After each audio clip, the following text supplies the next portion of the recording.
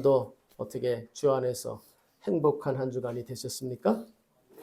예, 주 안에서라 그랬잖아요, 그렇죠? 예, 주님이 없는 주 밖에서는 참 살 맛이 안 나죠.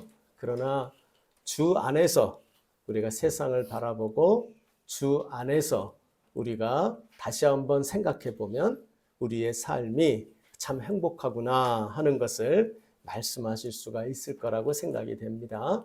모쪼록 여러분, 이제 오늘이 5월 첫째 주더라고요, 벌써. 그쵸? 그래서, 참 어제 그제 비가 많이 와가지고 조금 우중충한 5월처럼 느껴지지만 참 좋은 계절을 우리가 맞았습니다. 그래서 여러분, 우리가 계절의 여왕이 5월이라고 하는데 참 좋은 계절을 하나님이 주셨죠. 우리 가정에도요, 우리 교회에도요, 오늘 우리 장로님 기도 너무 감사한데요. 정말 하나님께서 정말 좋은 계절들이 우리 가정에, 우리의 인생에, 우리 교회에 펼쳐지는 은혜가 있어지기를 간절히 바랍니다. 뭐 때때로 뭐 봄도 있고 여름도 있고 겨울도 있고 그렇죠? 참 그런 계절들이 있지만 그 계절들이 다 의미가 있죠. 그 계절들이 잘 축적되면서 정말 하나님이 주시는 복된 계절들이 우리에게 찾아오게 될 것입니다. 인내하기로 하고요. 더 우리 주님 앞에 신실하기로 하십시다.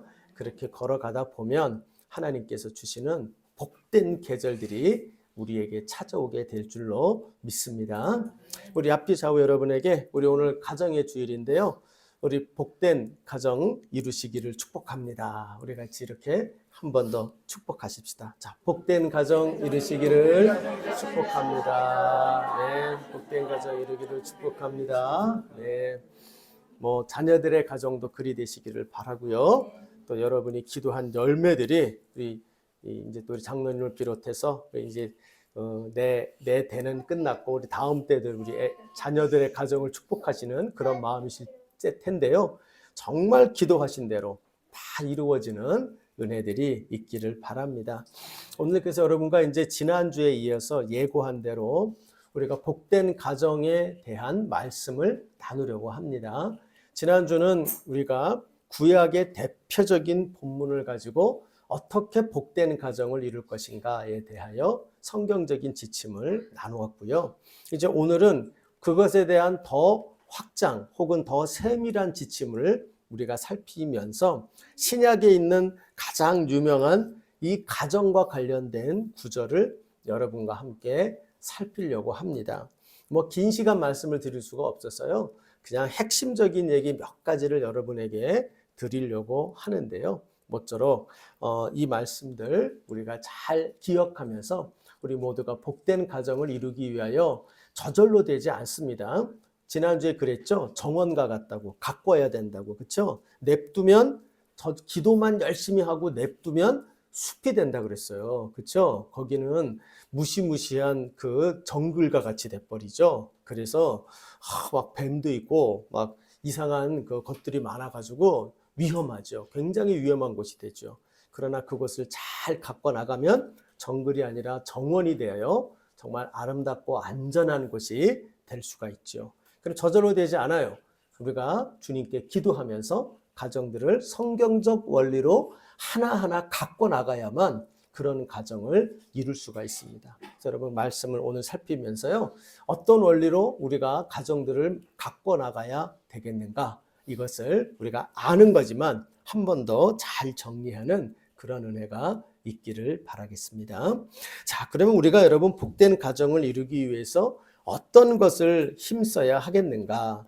오늘 우리가 에베소서 본문 지금 읽은 이 내용을 여러분이 쭉 읽어보면 여기에 굉장히 중요한 몇 가지 원리들이 나옵니다. 그 중에 제가 저는 그냥 3대주로 설교를 하니까 그냥 3가지만 추려볼게요. 네, 첫째는 우리가 이 본문에서 꼭 기억해야 될 게 복된 가정은 어떻게 이루어져야 되느냐? 제일 중요한 첫 번째 기초가 있어요. 그것은 바로 우리 각자가 성령으로 충만한 성도가 되어야 됩니다. 자, 우리 어린이들도 있으니까 우리 한번 목사님을 따라해 봅시다. 자, 우리 각자가 우리 각자가 성령으로 충만해져야 합니다. 성령으로 충만해져야 합니다. 예, 우리 잘 따라했어요. 우리 율건이도 잘 눈을 또랑또랑 뜨고 잘 따라했는데 율건이가 한번 해봐요. 뭐라 그랬어요, 목사님이? 눈만 뜨고 있었구나. 예, 우리 첫 번째 지침을 말씀에서 볼 수 있는 건 뭐냐면 바로 우리 각자가 우리 어린이도 마찬가지예요. 우리 각자가 가족 구성원 각자가 성령으로 충만한 성도가 돼야 돼요. 이게 우리의 가정을 복되게 만드는 제1된 요소라고 말할 수가 있어요. 그렇게 말할 수 있는 거는 이 에베소서 본문의 내용을 보면 에베소서 본문은요 5장 15절 있잖아요. 5장 15절부터 여러분이 쭉 읽어보면 6장 어디까지라고 보냐면 6장 9절까지 6장 9절까지를 쭉 읽어보시면 거기 뭐가 나오냐면 바로 예수를 믿고 그 다음에 하나님의 백성이 되어서 그 신분을 가진 자가 이 땅 가운데서 어떻게 하나님의 백성답게 살아갈 것인가를 이야기해 주고 있어요. 그렇기 때문에 이 5장 15절부터 6장 마지막 이 부분, 에베소서 마지막 부분은 우리가 주님의 교회를 이루어서 교회 공동체를 잘 이루는 의미가 뭐냐면 세상에 가서 빛된 삶을 잘 살기 위해서 모이는 거예요.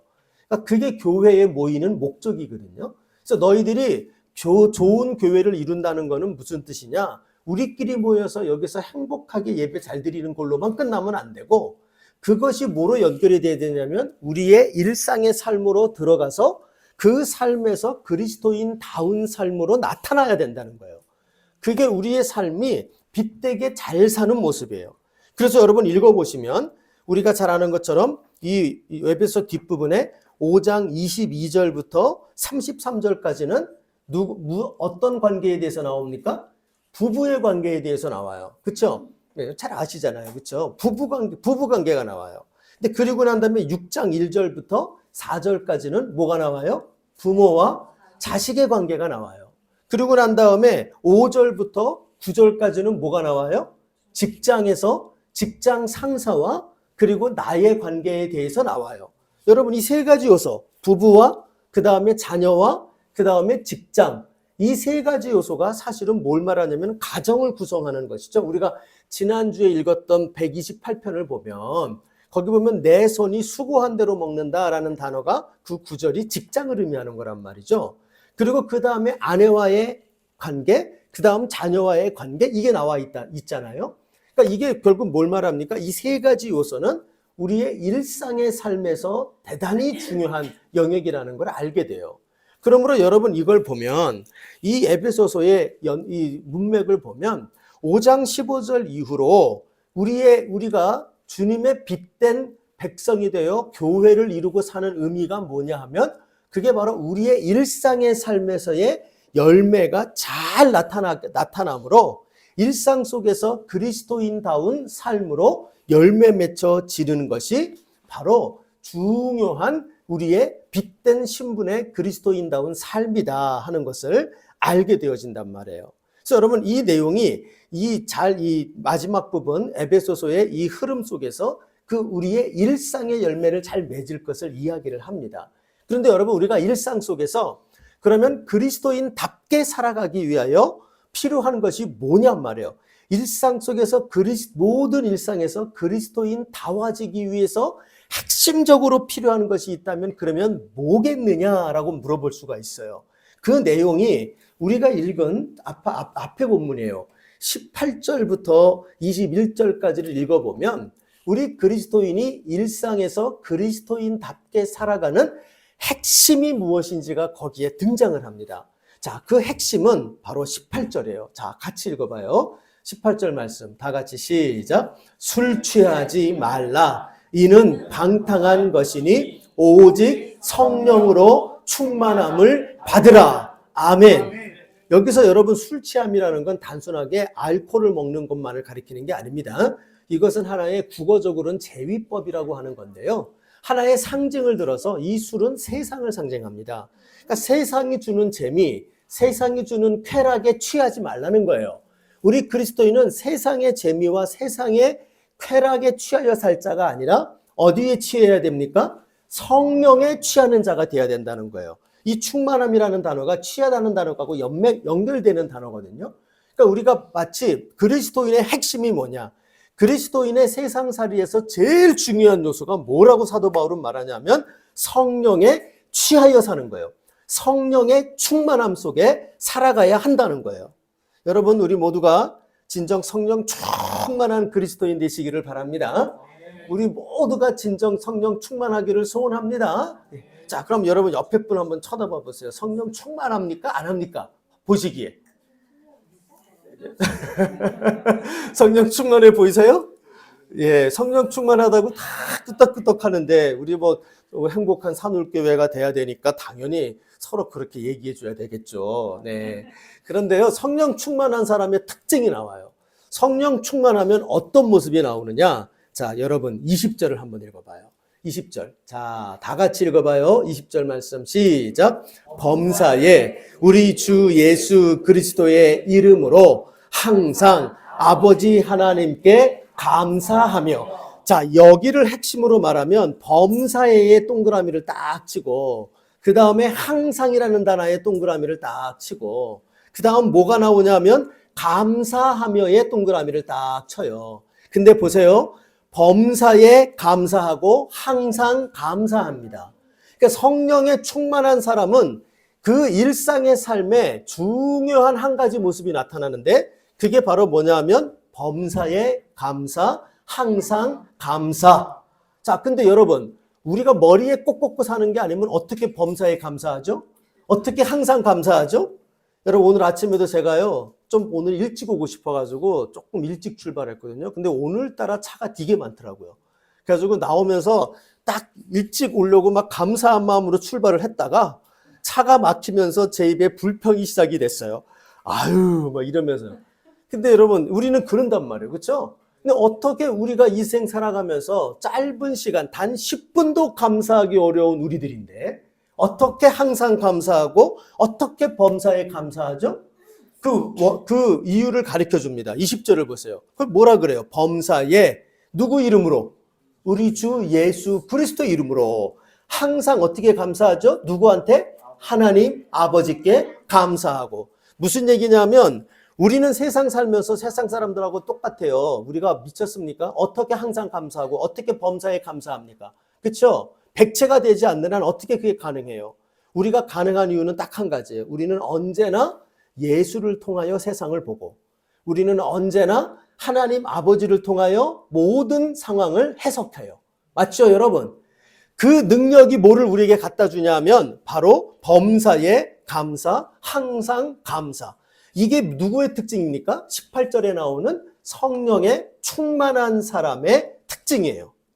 그래서 여러분, 성령 충만하다는 건 우리의 삶의 원리가 바뀌어요. 그게 뭐냐면 범사의 감사로 바뀌어 나가는 거예요. 감사할 게 하나도 없어 보이는데 예수님을 묵상하면 감사해요. 감사할 게 하나도 없어 보이는데 이 속에서 하나님 아버지를 바라보며 감사해요. 여러분, 범사의 감사, 항상 감사, 그것이 여러분과 제 삶에 열매 맺는 자들 되기를 축복합니다. 그게 결국 뭐라고요? 성령 충만한 자에게 나오는 삶의 원리가 돼요. 두 번째 보세요. 또 하나의 원리가 있어요. 그게 21절이에요. 자, 같이 읽어봐요. 시작. 그리스도를 경외함으로 피차 복종하라. 아멘. 무슨 원리가 있어요? 피차 복종. 피차 복종. 그래서 여러분, 이 두 가지가 결국 뭘 말하냐면 우리가 이 세상을 살아가면서 그리스도인답구나. 아, 저 사람 그리스도인답게 살고 있구나. 이걸 보여주는 게 뭐냐면 배부르고 등 따쓰고 하는 것마다가 모든 일이 대박나고 그게 아니에요. 우리 그리스도인도 이 땅 살면서 고난당하고 어려움 당하고 예수를 안 믿었으면 잘 나갔을 사람이 예수를 믿기 때문에 좁은 길, 오늘 장로님 기도해 주신 것처럼 좁은 길로 가는 일들이 벌어져요. 근데 그리스도인답게 산다는 게 뭐냐? 그 개개인이 성령에 충만하여 그 성령 충만함 속에서 두 가지 원리로 모든 일상 속에서 그 일상과 부딪혀 나가는 자가 되는 거예요. 즉 항상 감사. 또 하나는 뭐죠? 피차 복종. 피차 복종은 다른 말로 말할 때 예수님이 이렇게 표현하기도 하죠. 피차 복종은 서로 사랑이라는 표현을 하기도 합니다. 피차 복종, 서로 사랑. 그러니까 사랑으로 복종하는 거예요. 무서워서 복종하는 게 아니고 사랑해서 복종해 주는 거예요. 이게 이제 우리 그리스도인이 성령 충만할 때 우리의 일상을 갖고 나가는 대단히 중요한 원리예요. 우리의 부부의 관계를 하나님이 기뻐하는 관계로 만드는 비결, 항상 감사, 피차 복종이라는 이 가치를 가지고 부부 관계를 임할 때, 또 우리의 자녀 관계에도 마찬가지입니다. 항상 감사, 피차 복종이라는 가치로 임할 때 우리의 부자 관계를 하나님이 기뻐하는 모습으로 만들 수가 있죠. 뿐만 아니라 우리의 직장 생활에서도 바로 여기에서 나오는 것처럼 항상 감사 그리고 피차 복종의 자세로 직장을 임할 때 저 사람은 뭔가 달라. 저 사람 왜 다르지? 예수 믿는구나. 저 사람 예수 교회 다니는구나. 이런 얘기가 가능해지게 된다는 거예요. 여러분, 그러므로 우리는 우리의 복된 가정을 만드는 제일 중요한 비결 중에 하나가 우리 각 구성원들 한 사람 한 사람의 성령으로의 충만함이에요. 성령 충만하여 우리 안에 어떤 열매들이 맺혀져야 돼요? 우리 안에 항상 감사. 그리고 또 하나는 피차 복종. 이 가치가 우리 안에 딱 세워져 있을 때 내가 바로 우리 가정이 복된 가정으로 변화되어 갈 수 있게 된다는 거예요. 여러분, 그러므로 우리가 이거를 묵상할 때 우리가 한 가지 중요한 원리를 알아야 됩니다. 우린 가끔 가다가 우리 가정이 복되지 못하는 것을 자꾸 남 탓하는 경향이 있고요. 또 남편 탓, 부인 탓, 자녀 탓 뭐 이러면서요. 옆집과 비교하고 뒷집과 비교하면서 참 인생이 나는 왜 이럴까 하면서 이렇게 탓할 때가 종종 있어요. 그런데 여러분 잘 생각하셔야 돼요. 복된 가정은 그 출발이 어디입니까? 나로부터 나로부터 출발합니다. 여러분 이걸 절대 잊지 않는 우리가 되길 바랍니다. 우리는 복된 가정은 저 사람부터가 아니에요. 저 애부터가 아니에요. 나부터 변화가 되는 거예요.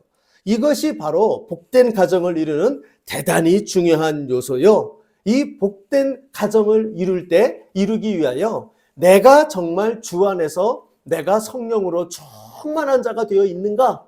그리고 나의 성령 충만한 정도를 테스트하고 측정하는 그 기준이 뭐예요? 범사에 감사하는가? 또 내가 종의 태도로 어딜 가나 피차 복종의 중심을 가지고 우리 가족 구성원들을 대하고 있는가?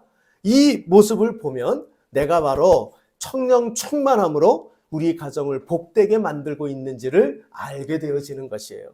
여러분, 우리 가정의 주일을 맞이해서 저는 무엇보다도 우리 모두가 성령으로 충만하게 해주시는 그 은혜가 우리 모두에게 먼저 임하는 역사가 있기를 주님의 이름으로 축복합니다. 성령 충만하셔서 저와 여러분이 무슨 일을 만나든 감사, 항상 감사, 그리고 언제나 누구를 대하든 간에 우리의 가정의 식구들에게 군림하려 들지 말고 종의 자세로 내가 참으로 그를 섬기는 이러한 내가 가정의 구성원이 되어질 때 우리 가정을 복되게 만드는 사람이 될 것이요. 그러한 나로부터 시작하여 우리 가정이 복된 가정으로 하나하나 변화되어 나가는 역사가 일어나게 될 줄로 믿습니다. 이런 가정 이루기를 주님의 이름으로 부탁합니다. 두 번째로 복된 가정을 이루기 위하여 오늘 본문을 통하여 우리가 꼭 명심해야 될 것은 복된 가정은 바로 이 되기 위해서는 제일 먼저 부부의 관계를 건강하게 갖고 가십시오. 자, 처음에는 아까 성령 충만한 내가 돼야 되고요. 두 번째로 우리가 해야 될 일이 뭐냐면 제일 먼저 부부의 관계를 우리 가정의 남편과 아내 된 부부의 관계를 건강하게 만들도록 점검을 해야 돼요. 우리 부부가 그러면 성경적으로 건강한 부부인가 아닌가를 알 수 있는 게 어떤 걸까요? 이것만 얘기해도 아마 한 몇 번 여러분하고 부부 세미나를 해도 내용이 너무 많은데요. 지금 그거 얘기할 수는 없어요. 그래서 제가 한 가지 개념만 오늘 여러분과 함께 묵상하며 우리의 각 가정이, 자녀들의 가정이 그 부부가 이런 부부가 되기를 점검하기를 소원하는데요. 그것은 바로 성경적으로 이 건강한 부부의 관계는 무엇으로 말할 수 있냐면 바로 한몸된 관계로 이야기를 할 수가 있게 되어져요.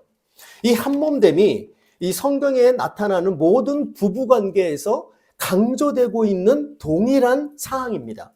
먼저 오늘 우리 본문에도 여러분 31절부터 제가 우리 한번 같이 읽어보죠. 31절부터 33절까지. 자, 다 같이 읽습니다. 시작.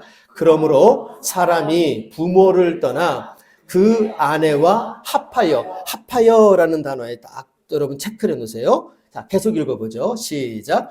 그 둘이 한 육체가 될지니. 한 육체에도 체크를 해두세요. 같은 뜻입니다. 합하여라는 뜻이나 한 육체가 된다는 게 같은 뜻이에요. 그리고 32절을 가볼까요? 자, 다 같이 시작. 이 비밀이 크도다. 나는 그리스도와 교회에 대하여 말하노라. 자, 그 한몸됨이 또 하나가 뭐냐면 그리스도와 교회의 관계입니다. 이것도 한몸됨의 표현입니다.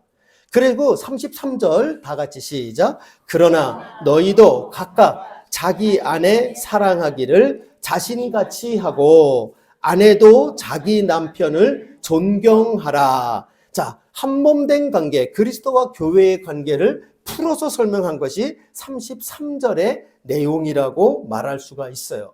여기에 대해서 여러분하고 제가 할 말이 너무너무 많은데요.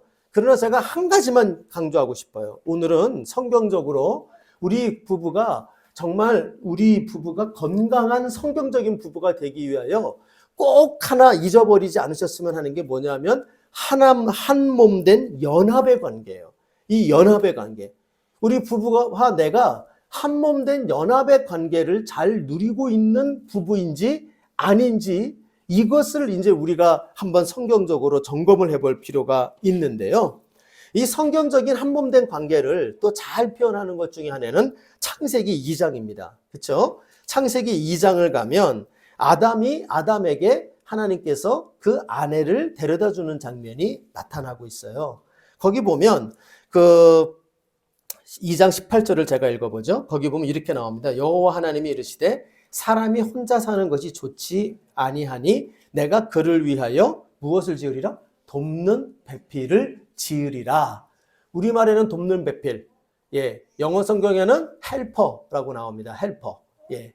히브리 말에는 그냥 이 정도는 알아두세요. 엑제르. 예, 엑제르 단어. 이 엑제르가 무슨 단어냐면 에벤에셀 아시죠? 에벤에셀. 하나님이 여기까지 나를 도우셨다. 그때 에셀이라는 단어가 동사예요. 돕다라는 동사. 근데 이 에셀의 명사형이 엑제르입니다. 그렇게 알고 계세요. 이 정도는 그냥 알고 계셔도 괜찮습니다. 예, 저희 행복한 산울교회는 역시 성도들이 그 정도는 알고 있구나. 이렇게 얘기할 수 있는 단어입니다.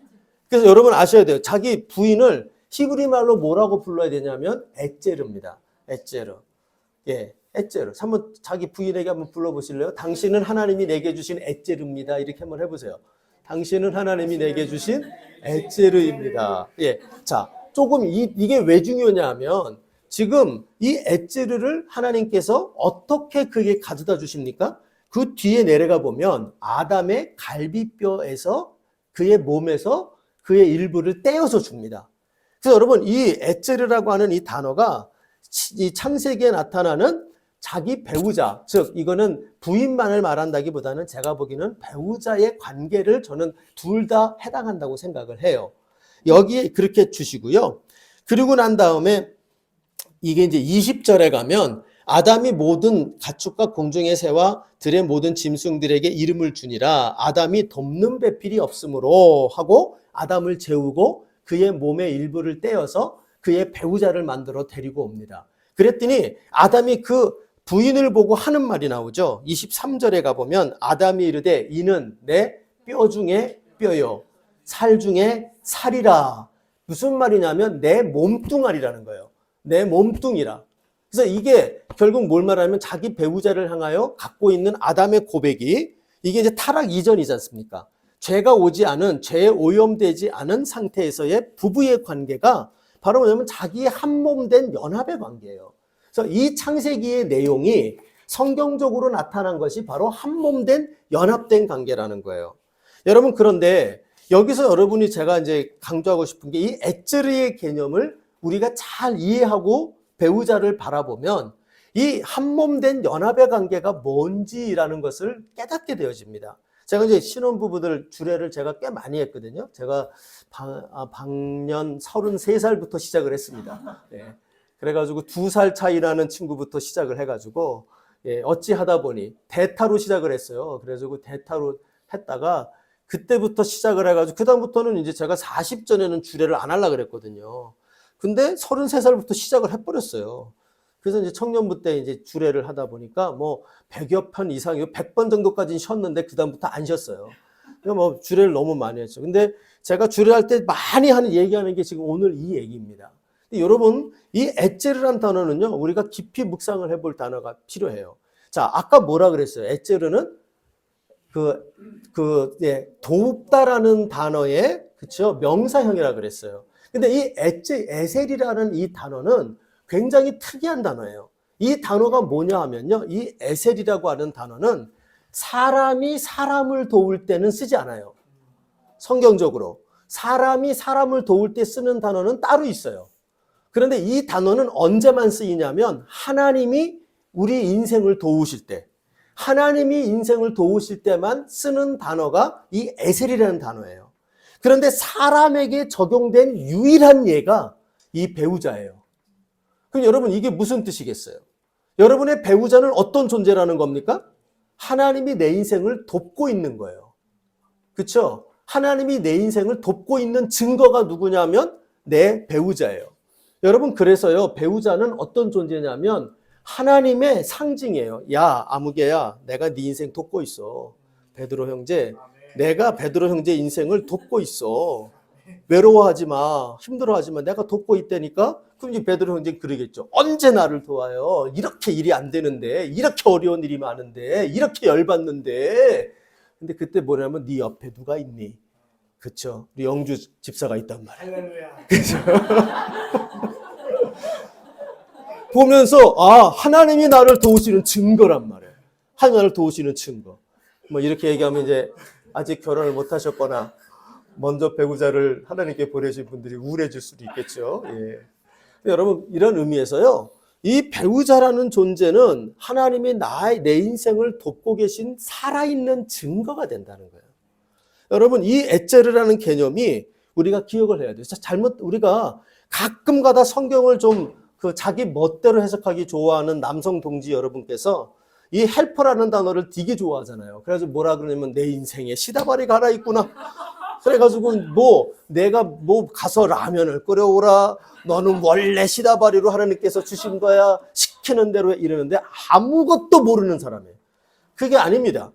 그 도우심은 뭐냐 하면 여러분 우리 인생에 하나님의 도우심이 필요하지 않은 인생은 없어요. 그렇죠? 아무리 완벽한 인생도 약점이 있어요. 그렇죠? 아무리 잘난 인생처럼 보여도 못난 구석이 있어요. 하나님의 도우심이라는 것은 불완전한 나를 완전하게 합니다. 그리고 연약한 나를 강하게 합니다. 하나님의 도우심이 플러스가 될 때 비로소 우리 인생은 완전해지는 거예요. 맞죠, 여러분? 우리 인생 가운데 하나님의 도우심이 언제나 함께하는 우리 모두가 되기를 축복합니다. 그래서 여러분 이 하나님의 도우심은요. 내가 있어도 그만 없어도 그만이 아니에요. 이건 모든 인생이 내가 지금보다 더 나아지기 위하여 내가 지금보다 더 완벽해지기 위하여 반드시 필요한 게 뭐냐면 하나님의 도우심이란 말이에요. 그런 의미에서의 헬퍼입니다.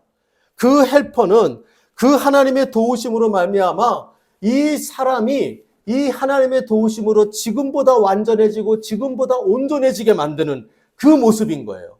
그래서 여러분 이게 바로 뭘 말합니까? 이 하나님의 이 헬퍼라고 하는 에체르의 존재는 지금 내가 갖고 있는 이 모습보다 더 하나님 앞에 온전해지고 인간의 연약함이 더 인간다워져 가고 하나님이 기대하는 인생으로 내가 더 빚어지게 만들어주는 존재가 내 옆에 있는 에체르라고 하는 이 존재라는 거예요. 그러니까 여러분 내가 하나님이 원하시는 인생이 되기 위해서 이 도우심이 되는 에체르는 필수 요소란 말이에요. 그래서 여러분 뭐라고 말하냐면 내 인생의 내 몸의 일부라고 말을 하는 거예요. 하나님이 기뻐하는 온전한 인생이 되어지기 위하여 에제르는 반드시 내 몸에 있어야 되는 영역이라는 거예요. 여러분, 그렇게 되니까 이 에제르는 어떤 존재예요? 내 시다버리로 여기는 존재가 아닙니다. 어떤 존재입니까? 내게 너무나도 귀한 존재예요. 없으면 안 되는 존재예요.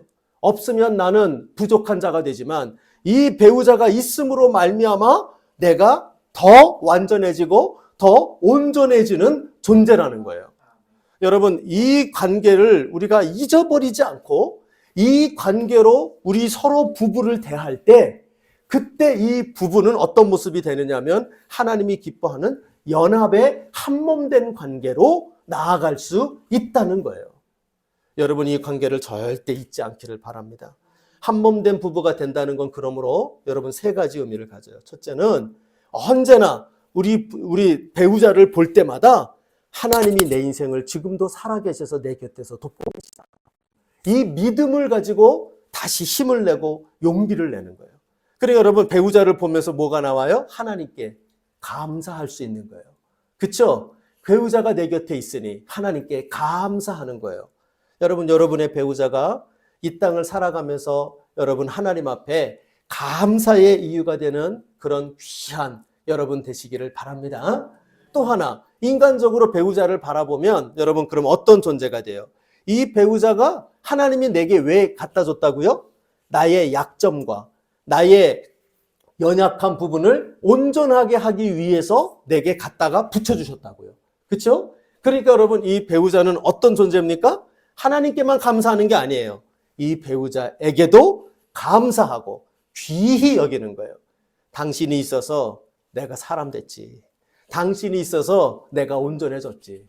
당신이 있어서 나의 연약함이 많이 강해졌지. 이것을 고백하는 존재니까 너무나도 귀한 존재로 대하게 되는 거예요. 3번째로 중요한 게 하나 더 있어요. 그게 뭐냐면 우리는 상대방의 배우자를 볼 때마다 못 살 이유가 아니라 그게 바로 내가 살아야 되는 이유가 된다는 거예요.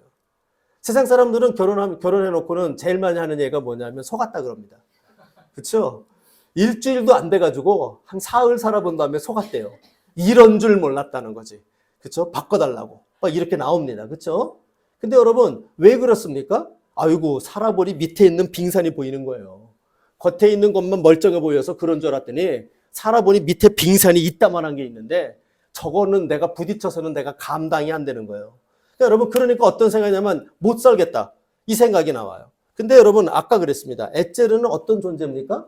그 사람의 약점을 하나님이 채워주시기 위해서 갖다 붙여준 것이 에제르예요. 그러면 여러분, 우리는 내가 어떤 존재라는 걸 알아야 됩니까? 이 사람의 에제르라는 걸 알아야 돼요. 왜 하나님이 이 사람과 결혼하게 했을까요? 왜 이 사람과 가정을 이루게 했을까요? 이 사람이 잘나고 좋은 걸 내가 의지하라고요? 세상은 그렇게 결혼하는지 모르지만 하나님은 그게 아니에요. 서로가 짝을 맺어준 까닭은 서로의 약점을 보완하라고, 서로의 약점을 지켜주고 끌어안아주고 그 약점들을 서로 보완해주며 보다 온전해지라고 만들었다고요. 그러니까 여러분, 서로가 뭘 해야 됩니까? 한몸 되어 산다는 건 약점에, 그 사람의 장점을 누리는 삶이 아니고 그 사람의 약점에 헌신하는 삶을 살아야 된단 말이에요. 약점에 헌신해야 된다고요. 근데 많은 분들이 결혼을 하면서 약점에 헌신하는 것이 아니라 그 사람의 장점을 누리기 위해서 결혼하니까 결혼하고 난 다음에 곧바로 실망하는 거예요. 그러니까 여러분, 그것이 아니죠. 성경적인 원리는 서로가 에제르가 되는 거예요. 그 사람의 약점은 내가 바라보며 아, 저 사람은 저게 약하구나. 그래서 하나님이 나를 이 사람하고 살게 하셨구나. 이것을 깨닫게 되는 거예요. 그래서 여러분, 힘들죠. 약점 있는 사람하고 사는 게 얼마나 힘들어요. 그렇죠? 그리고 웬만해서 고쳐지지도 않아요. 그리고 나이를 먹으면 먹을수록 더 심해져요. 그래가지고 아주 고쳐지지를 않고 이러한 애물단지하고 내가 왜 살아 싶을 마음이 들 거예요. 그런데 여러분 아셔야 돼요. 저 인간이 내가 없으면 망가집니다. 쓸 수가 없습니다. 하나님께서 그 사람을 내가 도우라고, 그 사람을 온전하게 그래도 만들어주라고 나를 붙여줬고요. 뿐만 아니라 나도 마찬가지예요. 내 약점이 이 사람이 내가 붙여짐으로 내가 보다 더 온전한 자가 될 수 있는 거예요. 이 원리를 우리가 바라볼 때 어떻게 되냐면 에제르라고 하는 이 개념을 생각해 보면 우리는 바로 우리의 배우자의 약점은 우리가 못 살 이유가 되는 게 아니라 도리어 저래서 저 사람과 살아야 되는 거구나. 그것이 하나님의 눈과 하나님의 마음으로 배우자를 바라보며 그 약점에 헌신하는 관계에 이르를 때 그것이 서로 한몸된 귀한 관계를 이루게 되는 것이다 하는 것을 알게 되는 것입니다. 여러분, 쉬운 아멘 소리가 잘 나오기는 어려울 거라고 알아요. 그러나 이게 성경적인 원리입니다. 그래서 배우자의 약점은 안 살 이유가 아니라 그것이 곧 내가 이 사람과 살아야 되는 이유가 된다는 것이에요. 하나님이 내게 주신 사명이요. 하나님이 내게 주신 굉장히 중요한 행복한 그 가정을 복되게 만드는 매우 중요한 요소라는 거예요. 여러분, 우리 모쪼록 우리 부부 내게 주신 배우자를 그 배우자의 약점이 많고 부족한 것이 많지만 그럼에도 불구하고 내게 주신 배우자 정말 하나님이 주신 귀한 엣제르라는 사실을 꼭 기억하고 그 눈으로 그 엣제르의 눈으로 배우자를 바라보고 뿐만 아니라 나 역시 이 사람의 엣제르로 나를 이 사람 옆에 갖다 놓으셨다라는 것을 꼭 기억하고 서로가 그런 이 하나님의 내게 주신 엣제르의 관계로 만들어갈 때 한몸된 연합된 그러한 부부의 모습으로 나아갈 수 있게 될 것이다 하는 것을 우리가 성경적으로 알게 되는 것입니다. 여러분, 이런 부부의 관계 여러분 주 안에서 이루어 나가는 은혜가 있어지기를 바라고 우리 중에는 또 아직 결혼 못하신 분도 있을지 모르겠지만 아직 결혼 못하신 분은 그러한 배우자를 얻기를 위해서 기도하시고 또 혹은 배우자가 여러 가지 이유로 안 계신 분도 계실 수 있지만 또 내 자녀들이 있잖아요. 그렇죠? 우리 자녀들에게 하나님 그러한 건강한 부부들을 이루게 해달라 이렇게 기도하시면서 참으로 이 복된 가정이 복된 부부의 관계로부터 나오게 된다. 이것을 꼭 기억하며 아름답게 잘 갖고 나가는 그 은혜가 있기를 주님의 이름으로 부탁합니다. 세 번째로 오늘 본문에 나오는 것은 좀 간단하게 하죠. 세 번째는요, 이 6장 1절부터 4절을 보면 부모와 자식의 관계가 거기에 나오게 되죠. 세 번째로 해야 될 거는 바로 우리의 부모와 자녀의 관계도 주 안에서 가꾸어 가야 합니다. 주 안에서 가꾸어 가야 합니다. 자, 이 비결이 여기에 잘 나타나요. 이렇게 나오죠. 1절을 보면 자녀들아 주 안에서 너희 부모에게 순종하라. 이것이 옳으니라. 내 어머니와 아버지를 공경하라. 이것은 약속 있는 첫 계명이니 라고 말해요. 자녀가 부모와의 맺는 그 핵심적인 키워드가 두 개가 나오죠. 순종과 공경. 여기서 공경이라는 단어는 매우 실제적인 단어입니다. 무슨 얘기냐면 정확한 번역은 봉양이에요. 봉양. 그러니까 실제로 물질이나 우리의 시간과 물질을 들여서 부모의 필요를 채워드리는 겁니다. 그게 여기 나오는 공경의 의미예요. 그러니까 여러분, 성경적인 공경은 절대 마음으로만 하는 게 아닙니다. 마음으로만 하는 게 아닙니다. 물질로 하셔야 됩니다. 그리고 시간을 들이셔야 됩니다. 그게 성경적인 그 부모를 저에게 잘하는 방식이에요. 그래서 여기 보면 순종이라는 건 그럼 뭐겠어요? 자녀가 부모로부터 독립하지 않았을 때는 순종의 관계로, 부모로부터 독립한 이후로는 공경의 관계로 부모에게 그 관계를 맺어가야 한다는 거예요. 자, 그 다음에 아비들을 보세요. 아비들은 뭘 합니까? 너희 자녀를 노엽게 하지 말고, 이 노엽게 하다라는 단어, 이 노엽게 하다라는 단어가 그 비유를 맞춘다는 뜻이 아닙니다. 이 노엽게 하다라는 단어는 정확하게 말하면 질투하게 하다 혹은 시기하게 하다라는 뜻이에요. 그러니까 무슨 말이냐면 우리 속된 말로 열받는 거예요. 열받는 거. 여기서 노엽게 한다는 게. 왜 열받느냐 하면 자꾸 나를 옆집 애랑 비교해. 부모가요. 야, 옆집 애는 말이야 이러는데 너는 이게 뭐냐 뭐 이래요. 자꾸만 내 형하고 나를 비교해.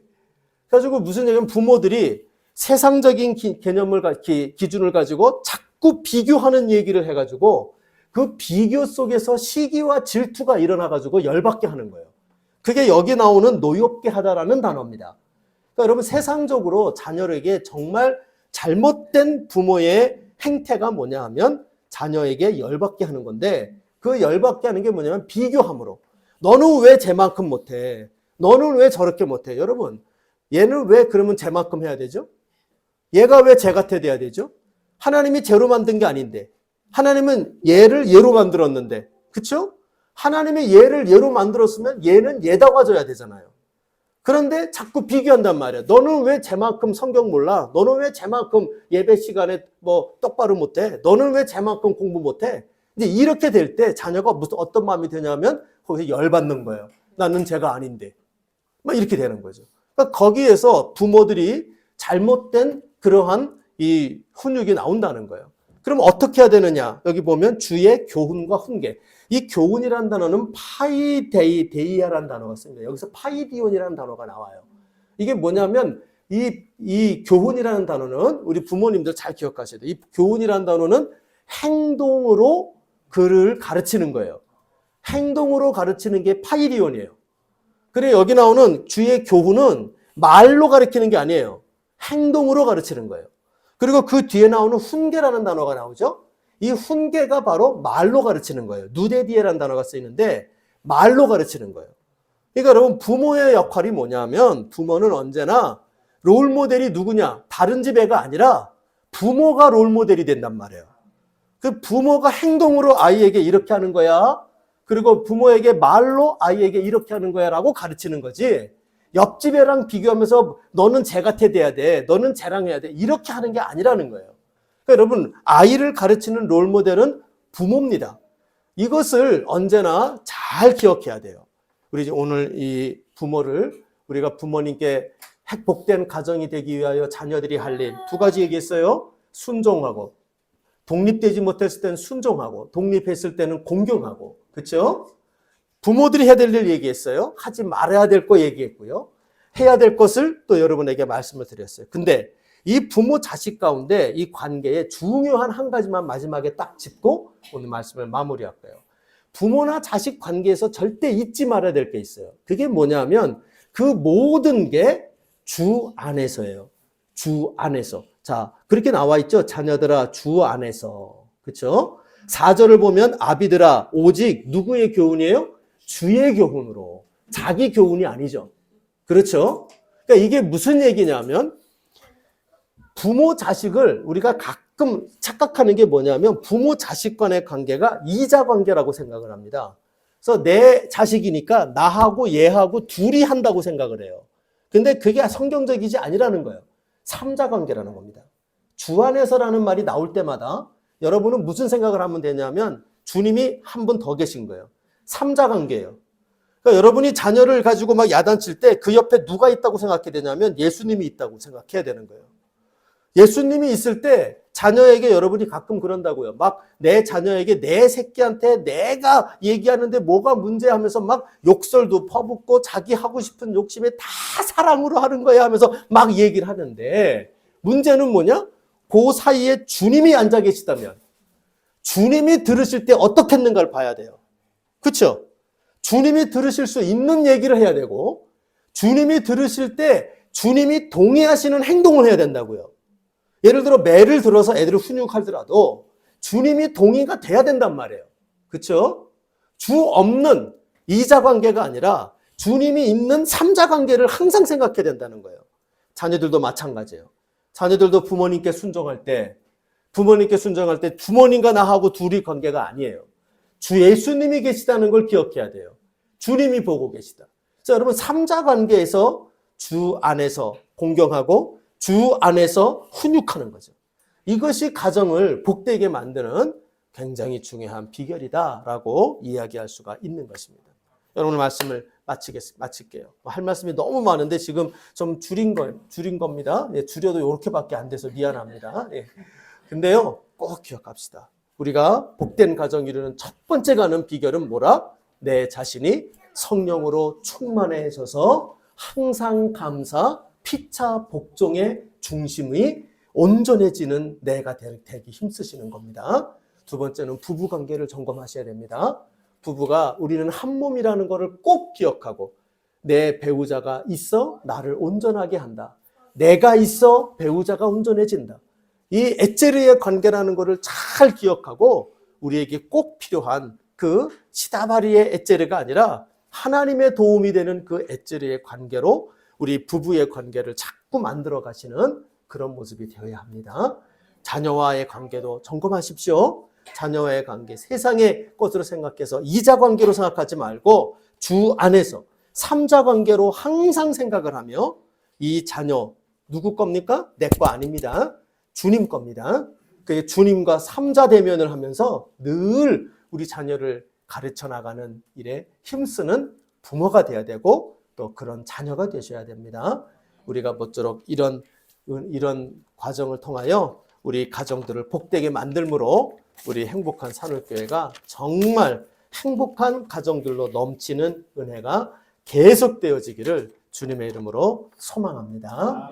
이 시간 여러분의 가정을 한번 가슴에 품고 한번 같이 기도하십시다. 오늘 말씀을 여러분 들었는데요. 저도 잘해서 드린 말씀 절대 아닙니다. 저도 너무너무 부족함이 많아요. 근데 이 시간 우리 하나님 우리 가정을 복되게 만들어 주시기 위하여 무엇보다 나를 성령으로 충만하게 해 주십시오. 하나님 내 배우자를 소중히 여기며 우리 배우자를 하나님의 도우심으로 귀히 여기게 하여 주십시오. 이렇게 기도하시고 세 번째는 우리 자녀를 정말 주님과 함께 양육하고 주님과 함께 순종하는 이 부모와 자녀 관계 되게 해 주십시오. 기도하시고요. 또 내 가정뿐만 아니라 우리 자녀들의 가정을 축복하십시다. 하나님 그러한 가정이 되게 하여 주셔서 복된 가정 이루게 하여 주옵소서. 우리 같이 한번 다 같이 통성으로 짧고 굵게 한 1분만 간절히 우리 가정들이 복되기를 소원하며 같이 통성으로 한번 기도하겠습니다.